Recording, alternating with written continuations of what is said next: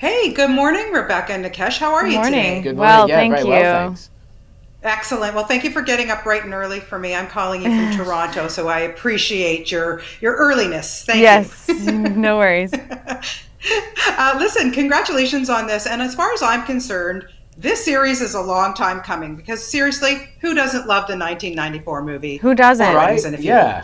The That's only sort of people that my. don't love it are the people who haven't seen it. Yeah, that's true. And True. they might love this, but that was something that struck me when the project first came my way. It's exactly what you said of like, oh, this we've been crying out for this in a way, and a modern telling of what it is to be, in hitting your 30s, trying to find love and fulfillment.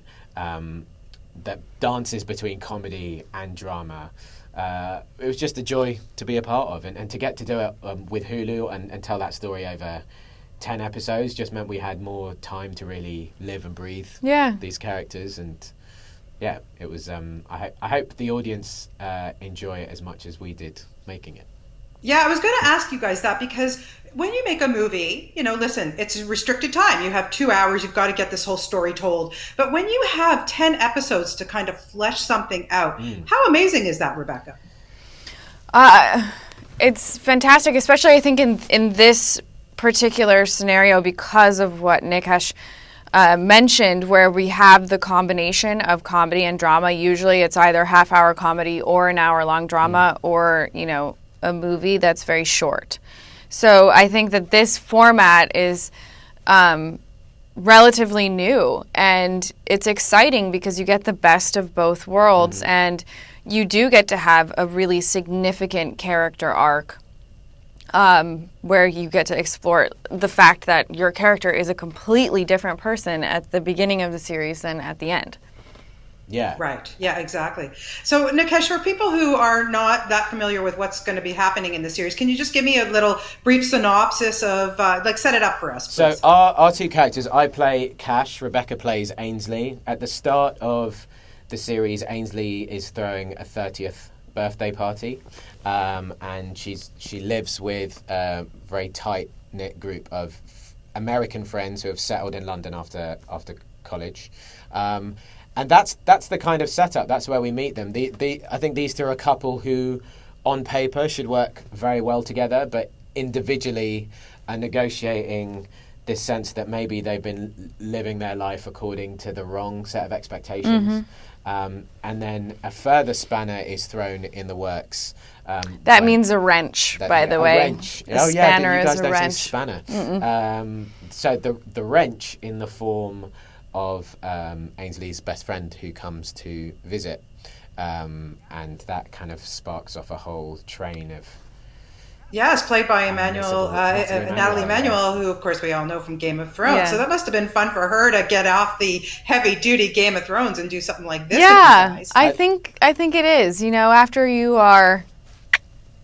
want something a little lighter. Yeah. No, that's not a spoiler. It I came mean, out. Yeah, it's true. It did it.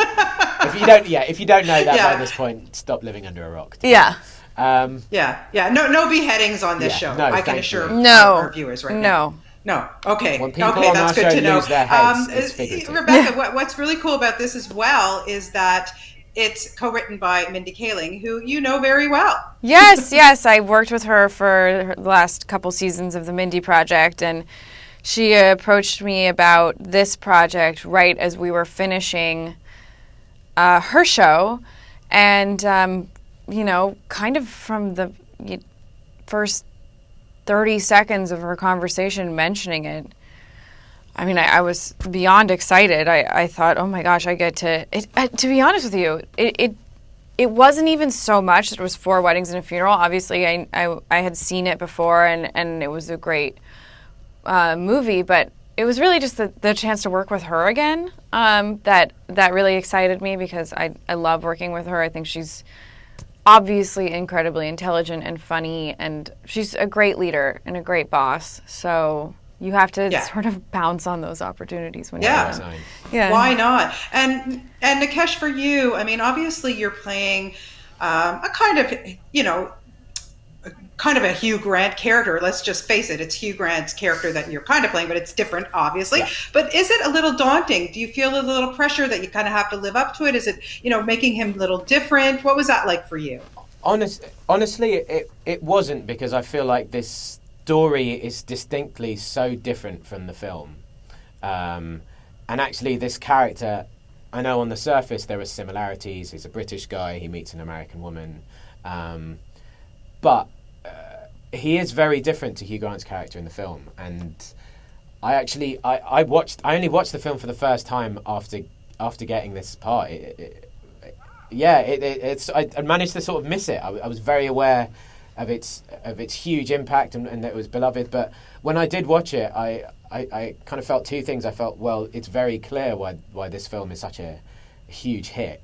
But also, what we're doing is very different. We're tackling a very modern set of characters that represent the world as I recognise it, that represent London as it looks to me. And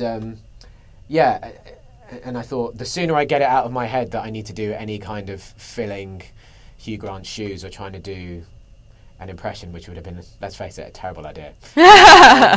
The better. Yeah, for sure. And we won't see Hugh in the show, but we do get to see a little bit of Andie MacDowell. That's kind of neat. Yes, she makes an appearance. She plays my mother. Mama Howard. Yes, who, tries to exert some control over Ainsley. She's actually an important character because she provides Ainsley with a big wake-up call, which is that she needs to become more independent and less reliant on her parents. Right.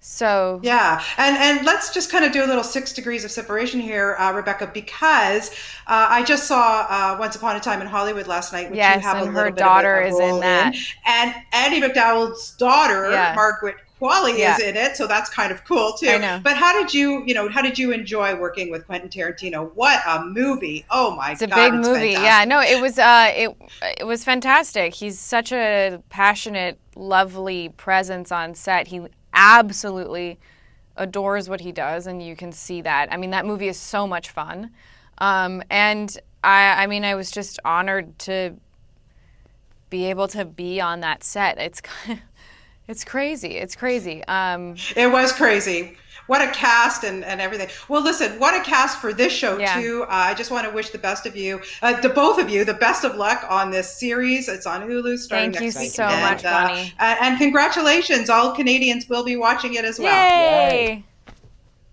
Bye. Have a good day, you guys. Bye. Thanks for your time.